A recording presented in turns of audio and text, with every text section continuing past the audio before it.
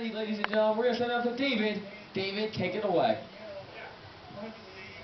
Thanks, Andrew. And now I have the honor to interview not only a former Wayne Hills Patriots alum, but the tight end for your Chicago Bears, number 82, Greg Olsen. So, Greg, the Patriots are really putting on a show on the offensive side of the ball tonight. How would you compare this offensive squad to the offensive juggernaut you were a part of back in 2002? You, Brendan Monahan, Dallas Lynch, Torrin Williams, and Chaz Lynn. I don't know if we're as, these guys are pretty good. I mean, you got DeSico and Giampapa, and I mean, you got a lot of guys that can hurt you. Carlton. This is the first game I've gotten to watch all year, and you know, these guys it's pretty impressive. I mean, 43-6 versus a pretty good team at halftime is pretty impressive. You were part of the first ever Wayne Hills team to win a state championship. What was it like to be a part of that team, and how much more special was it to beat Ramapo not only here during the regular season, but to shut them out in the state championship game?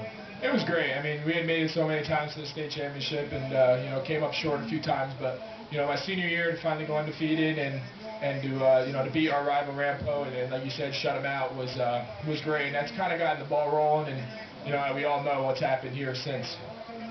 So you were a part of the first championship team. When you won the state championship in 2002, did you ever envision that this program would go on such a fantastic run and win in 2004, 2006, and now they're on their way to another Northland Group 3 state championship? Yeah, it's pretty impressive. I mean, I can't believe they've done it. They've won, I think, 4 out of the last 5, and that's unheard of. They haven't lost since 2004, so I mean, that's unheard of, but you know, I'm not surprised. I mean, you see the kind of players in the program that we have here, and they do such a great job. It's really unbelievable how well they've done. After your tremendous career here at Wayne Hills, you moved on to the University of Miami to play for Coach Larry Coker. How much did it help you playing for such a prestigious program in the Wayne Hills Patriots for your father, Coach Chris Olsen? How much did that help you once you got to Miami?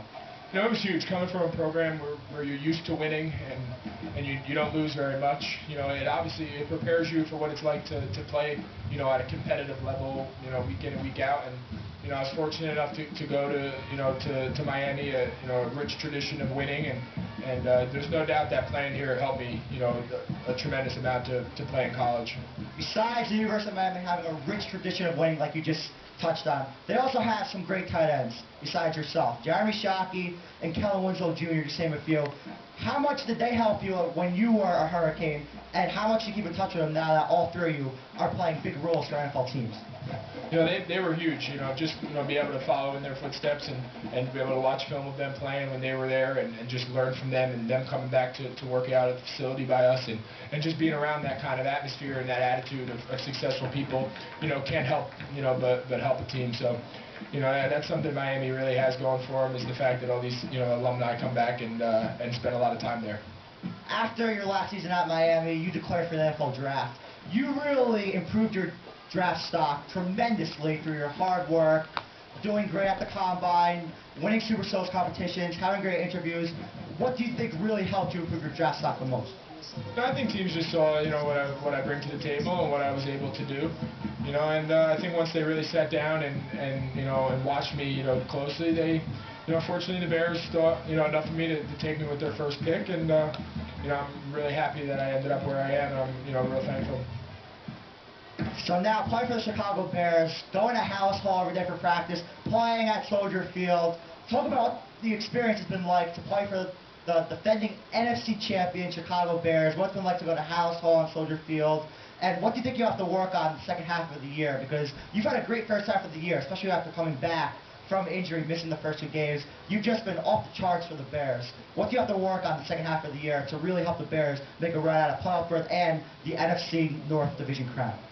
You know, I think we just, you know, obviously we need to get better. We've lost, you know, a few games that were close and we should have pulled out. But, you know, I just think we have to, you know, just get back kind of to square one and kind of get going a little bit and just kind of build, you know, from the little progress we made in the beginning and just do what we're good at and, you know, and hopefully, you know, like you said, make a run for the playoffs. And, you know, we got a big task ahead of us, but, you know, there's no doubt we can do it. Greg, thank you very much. No problem, anytime. Best of luck the rest of the season, especially the next few weeks at Oakland, at Seattle, on Sunday Night Football. It'll also be on Monday Night Football, December 17th at the Metrodome against the Minnesota Vikings. That was Greg Olsen, a former Wayne Hills and University of Miami tight end, and now the tight end